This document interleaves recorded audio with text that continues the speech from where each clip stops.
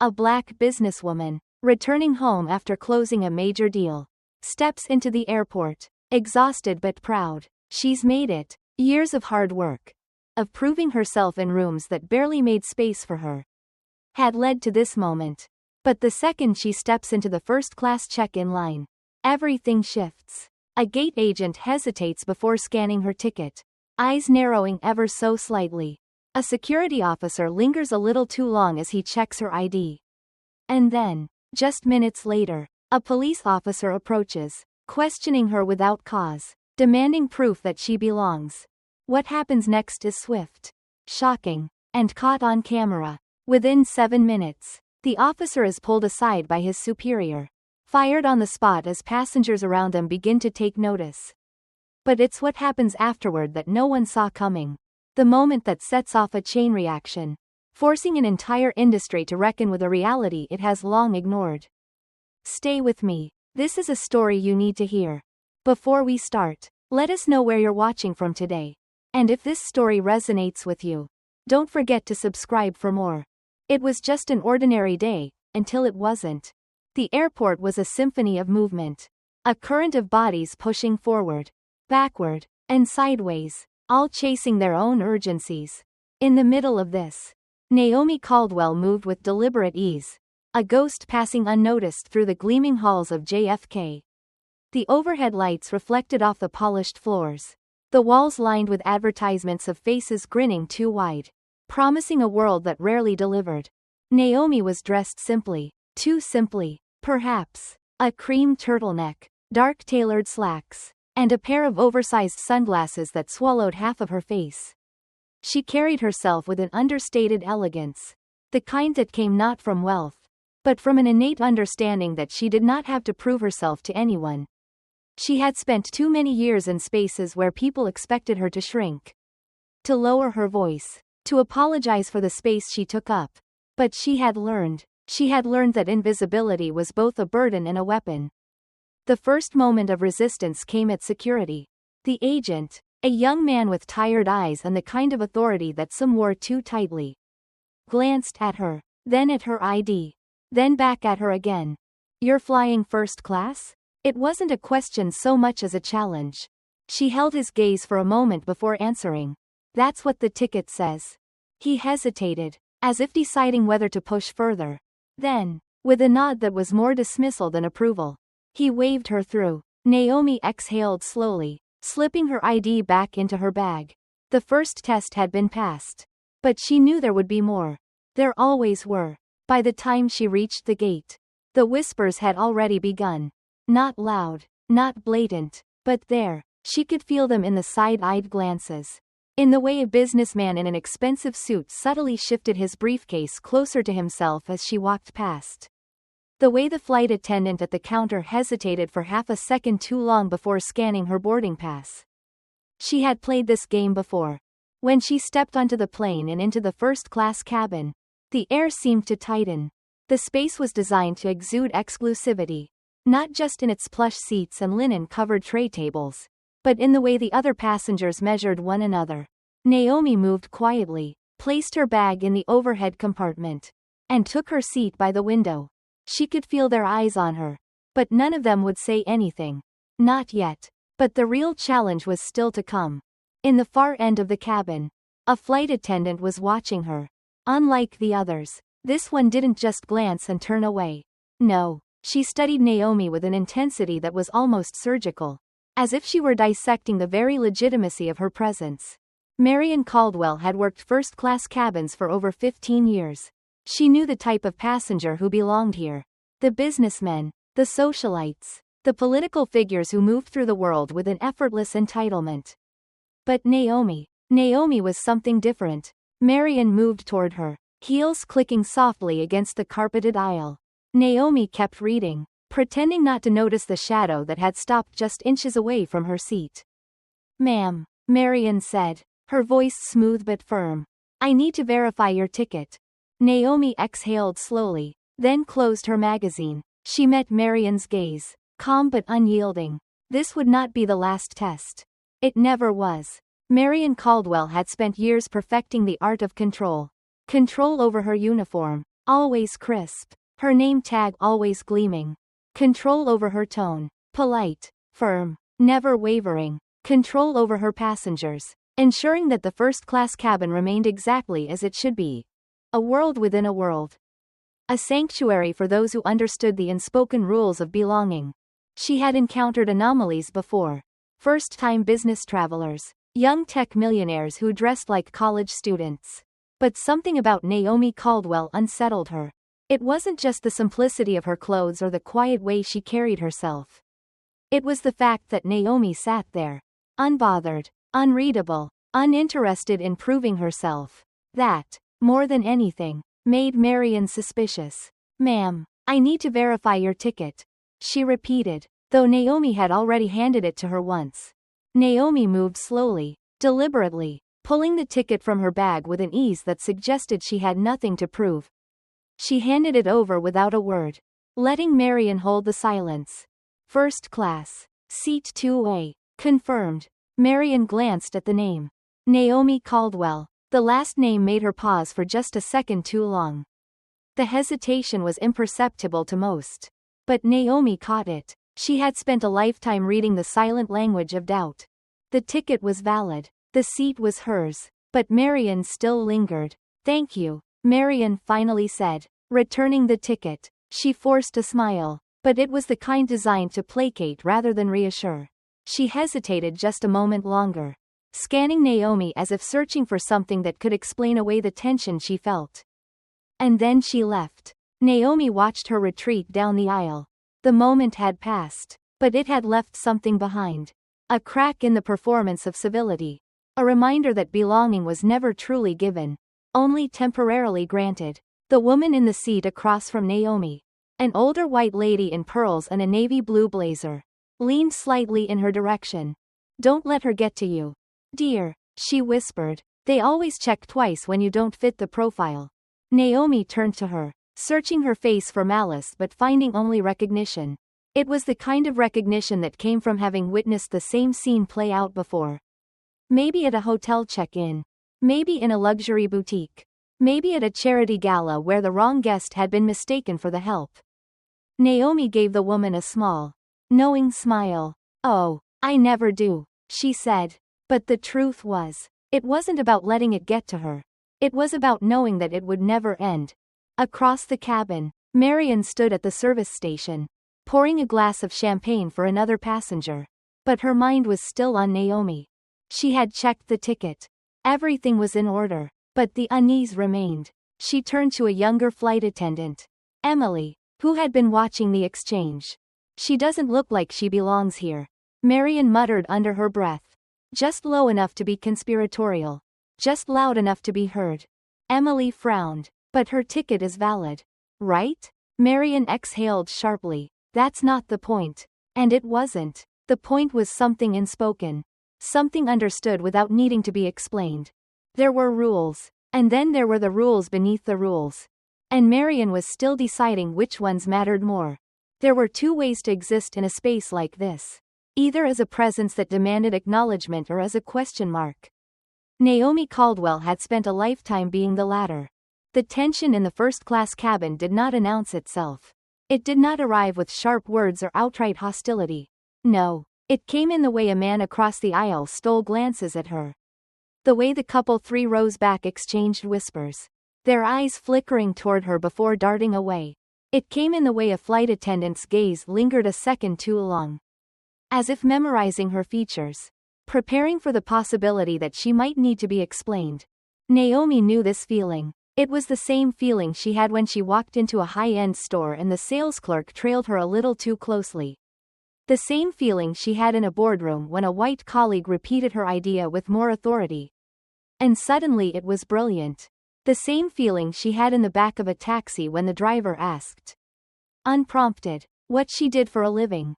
Because some people needed proof that you belonged before they let themselves relax. She turned the page of her magazine, pretending not to notice. Across the cabin, Marian Caldwell was still watching her. The truth was, Marian didn't even know what she was looking for anymore. The ticket had been checked out. Naomi had not asked for anything unreasonable, had not raised her voice, had not broken any rules. And yet, Marian couldn't shake the feeling that something was out of place. She told herself it was professionalism. That it was her job to maintain the standards of the first-class cabin. To ensure that everything ran smoothly. That no irregularities slipped through unnoticed. But professionalism had a way of disguising something uglier. Something people like Marian never wanted to admit existed. She wasn't questioning Naomi because of the ticket. She wasn't questioning Naomi because of her behavior. She was questioning Naomi because of something deeper. Something reflexive. Something learned so long ago that she no longer remembered how it got there. She caught herself mid-thought and turned to Emily. "Did you get a chance to check on the gentleman in 4D?" she asked, deflecting. Emily hesitated. She had seen the way Marian had been watching Naomi. The way her jaw had tightened when she checked the ticket a second time. But she nodded and disappeared down the aisle, pretending not to notice the discomfort resting between them. Naomi shifted in her seat, feeling the air around her change. It was subtle, but unmistakable, the way she saw it. There were 3 stages to moments like this. First came the doubt, the quiet questioning, the need to verify, the lingering hesitation, the moment someone looked at you and saw a contradiction they couldn't resolve. Then came the scrutiny, the second glances, the whispers, the unspoken deliberation about whether to take the next step, whether to push further. And finally, came the verdict, spoken or unspoken, direct or indirect, the moment when people decided whether you were worth defending or dismissing. She had lived long enough to recognize that she was somewhere between scrutiny and verdict. She had also lived long enough to know that what came next was never entirely up to her. The tension did not break. It thickened. It stretched across the first-class cabin like an invisible wire, drawn so tight it might snap at any moment. Naomi Caldwell knew that wire well. She had walked across it her entire life. A flight attendant should have moved on by now. Should have returned to folding linen napkins, pouring champagne, adjusting seat trays. But Marian Caldwell still lingered, her hands resting lightly on the back of a nearby seat, her mind fighting a war between instinct and reason. Instinct told her something was off. Reason told her the ticket had been checked out. That Naomi was sitting where she was supposed to be.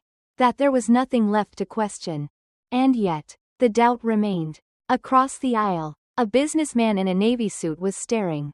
He wasn't being obvious about it. But Naomi could feel his gaze in the same way she could feel the cold of a draft creeping under a closed door. He was watching her the way one might watch a potential threat. Passively at first, waiting to see if something would confirm their suspicions. Naomi did not react. She had learned that much. At least, the moment you react, the moment you show even the smallest crack in your composure, you lose control of the moment. You become the problem. But the problem was never really hers. She turned a page in her magazine, pretending to read. A headline about a real estate mogul's latest scandal swam before her eyes. It was nonsense, but at least it gave her something to look at other than the people measuring her. Marian made her decision. She approached Naomi again, her voice still polished, still professional, but firmer this time. "Ma'am, I'm going to have to ask you again. Can you confirm your full name and provide identification?" The verdict had been reached. There it was, laid out in the air between them. In the crisp white of Marian's neatly pressed uniform. In the weight of her voice. It was not just a request. It was a message. You do not belong. Not really. Not in a way that makes me comfortable. Naomi inhaled slowly, measuring her response. The older woman in pearls across the aisle shifted uncomfortably, looking from Naomi to Marian as if debating whether to say something. The businessman watching them from the other row kept his gaze steady. Waiting. A test. It was always a test. Naomi's fingers tightened slightly on the edge of her magazine before she set it down with precision. She did not rush. She did not let irritation show. Instead, she turned her head, met Marian's gaze, and let the silence hang for just a beat longer than necessary.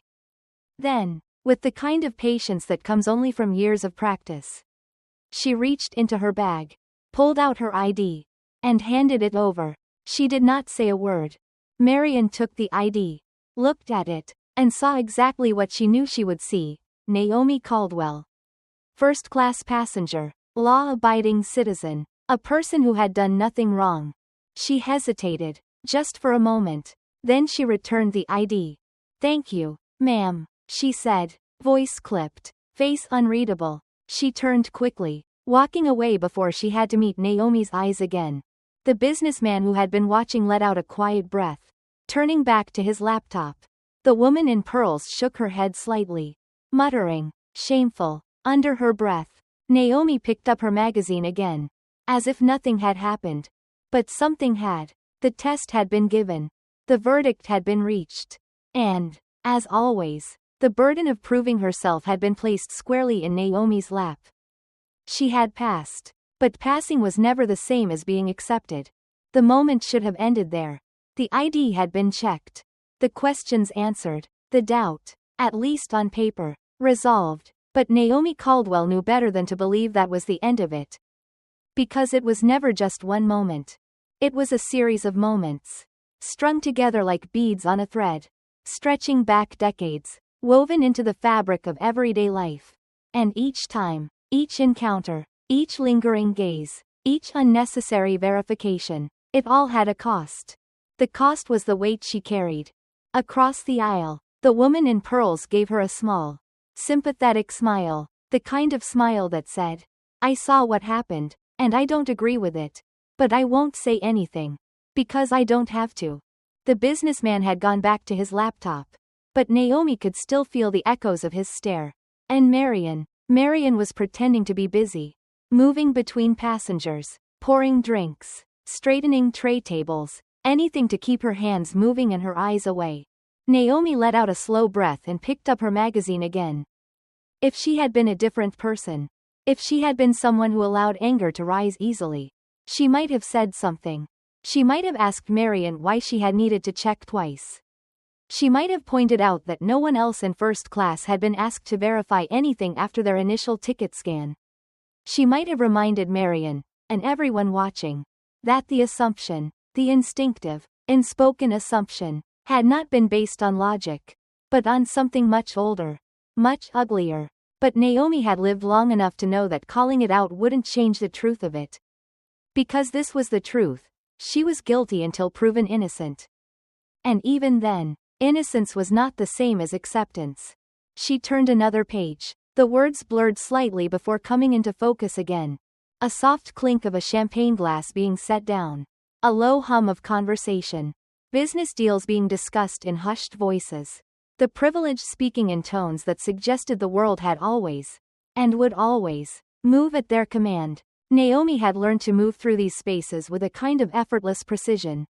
Never too quiet, never too loud. She had perfected the ability to exist in two places at once, to be fully present.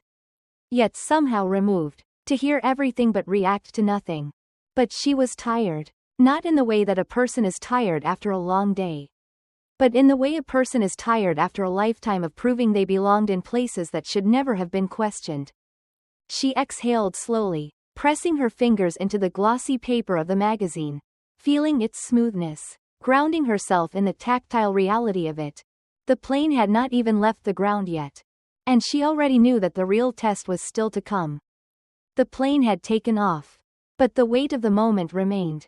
Pressing against the recycled air of the first-class cabin, Naomi Caldwell sat still, her face composed, her fingers lightly resting on the pages of the magazine she was no longer reading. The truth was, she wasn't thinking about the magazine. She was thinking about how it always happens this way. There was a choreography to these moments. A rhythm, a series of beats that played out the same way. Time after time, in hotel lobbies and jewelry stores. In high-rise offices and exclusive restaurants. The rules were never spoken. But they were followed all the same. Rule number 1. You can be here. But expect to be questioned. Rule number 2. When questioned, do not react. Rule number 3.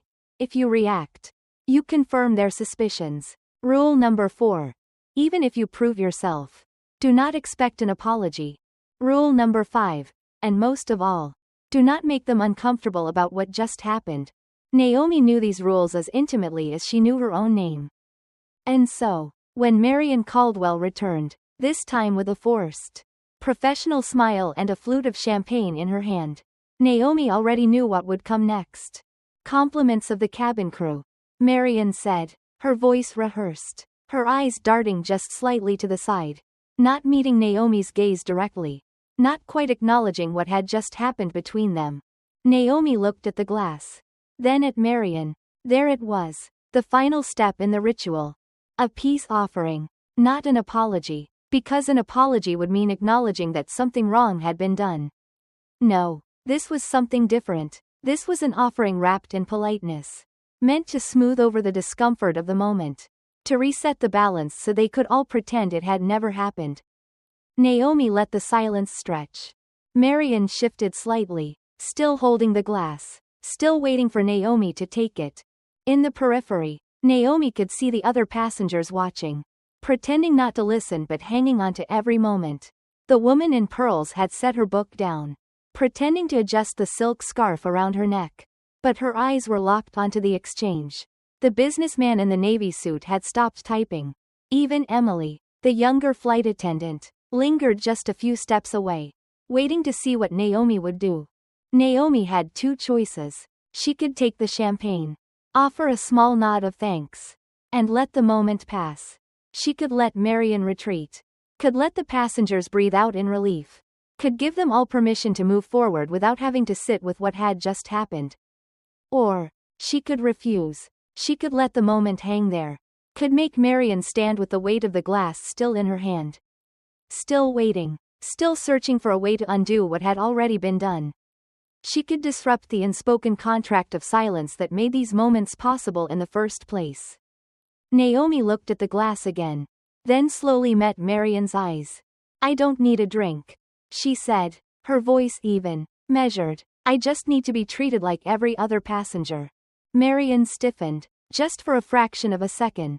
Then, with practiced composure, she nodded, set the glass down on Naomi's tray table, and walked away without another word. Naomi didn't touch the drink. The businessman glanced at her, then back at his laptop. The woman in pearls exhaled through her nose, shaking her head slightly, and just like that, the balance of the cabin shifted. Because even though no one would say it out loud, they had all seen what had happened. And they had all seen that Naomi had chosen not to make it easy for them to forget. There was a certain discomfort that settled in the cabin after that. A silence that wasn't really silent at all. It was heavy, charged, humming beneath the surface like static before a storm. Naomi Caldwell knew that silence. She had sat in it before. It was the silence that came after a refusal. After she had chosen not to let the moment dissolve. Not to let the burden of smoothing things over fall onto her shoulders. It was the silence that followed when you forced people to sit with what had happened, rather than pretend it never had. She could feel it in the way the businessman in the navy suit shifted in his seat, clicking his pen absently, as if waiting for something else to happen. In the way the woman in pearls fidgeted with the strap of her purse, adjusting it even though it didn't need adjusting. In the way Marian Caldwell moved through the aisle now, her face blank but her body rigid, as if she were trying very hard to prove that nothing was wrong. But something was wrong, not because Naomi had done anything to disrupt the order of things, but because she had refused to play her role in their order. In these spaces, in these moments, the rules were simple: you make them comfortable, or you make them regret letting you in. And now, Naomi was waiting to see which one it would be. She did not have to wait long. Minutes passed. The hum of the engine filled the silence, punctuated by the occasional clink of ice against glass, the rustling of newspapers being turned, the rhythmic tapping of fingers on keyboards. And then Marian returned, not alone this time. A second flight attendant, older, male, with an air of quiet authority, stood beside her. He had the careful expression of someone who had been called in to resolve something before it got out of hand. Naomi let the magazine in her lap remain open, but she didn't bother pretending to read it. She already knew what was coming. "Ma'am," the man said, his voice calm, as if soothing a child. "Is there a problem here?" Naomi lifted her eyes to meet his. "Not on my end," she said evenly. He hesitated. He had expected something else. Maybe defensiveness. Maybe anger. Maybe an apology. But Naomi was calm, and that was a problem all on its own. Marian spoke now, her voice laced with the kind of politeness that concealed something sharper. I just wanted to check in, ma'am, and make sure you're comfortable. Naomi let the words settle between them. Comfortable, she repeated. That's an interesting choice of words. Marian's smile tightened. The second flight attendant shifted slightly, adjusting his stance, trying to find an opening to de-escalate something that wasn't escalating. Of course, he said, we want to ensure that all our first-class passengers are having the best experience possible. Naomi held his gaze. You mean all passengers, she said. A flicker of something crossed his face.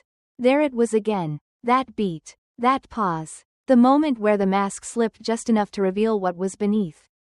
Then it was gone. Of course, he said quickly, all passengers. Naomi exhaled through her nose. Just barely. She could feel the cabin watching now. Could feel the other passengers pretending to mind their business while their ears strained to catch every word. This was what it looked like. This was how it happened. Not in grand, sweeping acts of hatred, not in shouted slurs or outright denials, but in small, careful moments, in the tightening of a smile, in the second checking of a ticket, in the casual arrival of a second flight attendant, as if the presence of one black woman in first class required additional monitoring. It happened in the way people saw you before they even knew you.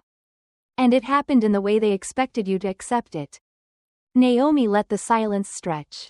Then she leaned forward, just slightly, and spoke. I hope you extend this level of concern to all passengers, she said, her voice smooth but unyielding. Because I assure you, I don't need any special attention. The second flight attendant blinked. Marian's posture stiffened, but she said nothing. Because what could they say? They had done exactly what they had set out to do. Not to remove Naomi, not to reprimand her, just to remind her.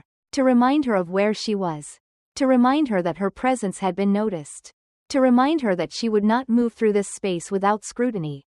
Without subtle, quiet reminders that she was being watched. That was the game. And Naomi had played it long enough to know exactly how it ended. She leaned back, picked up her magazine again, and turned the page as if they were no longer standing there. Because as far as she was concerned, they weren't. The moment passed. But the weight of it remained. It always did. Marian and the second flight attendant lingered for just a fraction of a second too long before turning away. Moving back into the rhythm of the flight. Slipping once again into the seamless performance of service. But something had shifted. Naomi Caldwell had seen this shift before. She had seen it in boardrooms.